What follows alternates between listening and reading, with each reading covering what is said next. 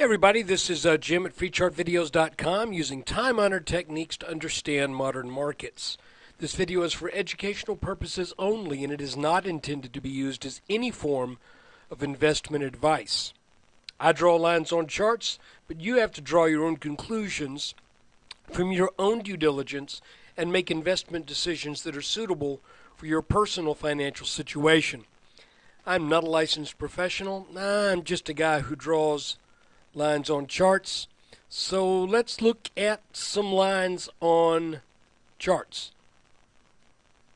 Here's the good old S&P 500, and if you looked at yesterday's video, you may recall that I was looking for a back test of this line today. I wasn't looking for it to get under that line at any point.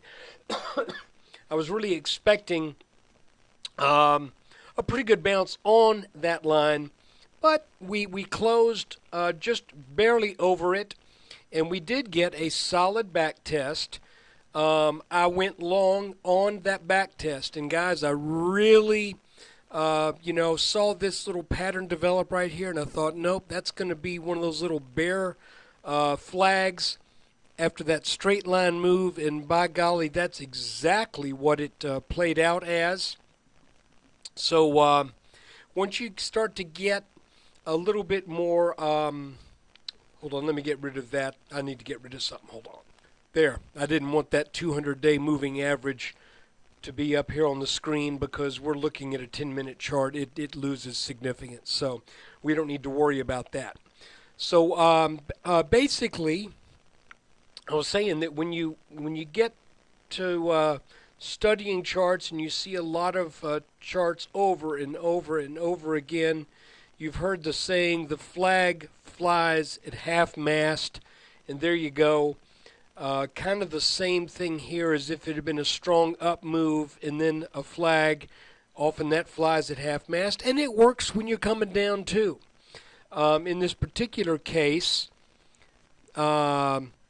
momentum took this underneath this line for just a bit, and there's a couple reasons why that could be.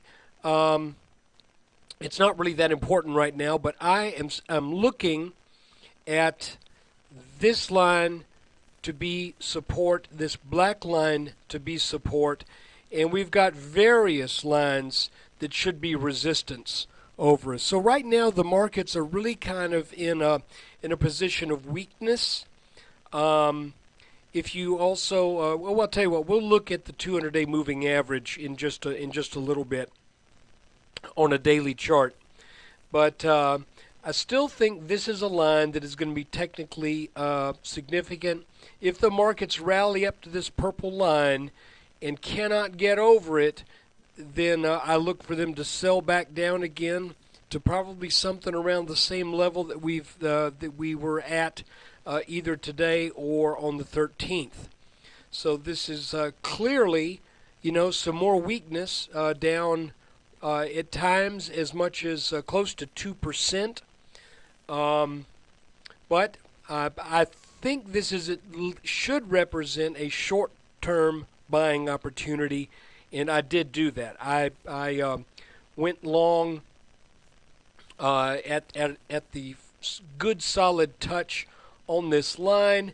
Then I got behind in the trade just a little bit, but if you think about it, that's really not that significant at this point, and my stops are in for a violation of this bottom line. If that were to be violated tomorrow, then I'm going to stop out and lose a little bit. So there you have it. Let's look at a daily chart and in a moving average. Here you can see that the S&P is getting very close to testing its 200-day moving average on a daily chart, and it may pierce below that just for a little bit. Let's see if this 200-day holds. I think that would be a significant hold if it does. And while we're looking at the moving averages, and this is a simple moving average, by the way, not weighted in any way, let's look at the same moving average in relation to some of the other indexes. I apologize. I just hit, I thought I hit record on my screen capture program, and so this may be the same thing I just said. I'm not sure. But we were looking at 200-day moving averages, and you can see that the NASDAQ is just a hair underneath its 200-day average today. But if we look at the Dow, let's do that real quick. We're going to look at the Dow Industrials, safely above the 200-day. If we look at the transports, safely above the 200-day. And then finally, I want to look at one more. Let's look at the Russell. And safely above the 200-day on the Russell as well. So let's see what tomorrow brings. I sort of think we're going to get a bounce, but I think that I certainly hope so, because as I mentioned, if we don't get a bounce and we sell off again tomorrow, I'm going to stop out of today's positions. But look, guys, I appreciate you watching this video. And when you get a chance, come over to freechartvideos.com, where we try to understand modern markets using old school technical analysis.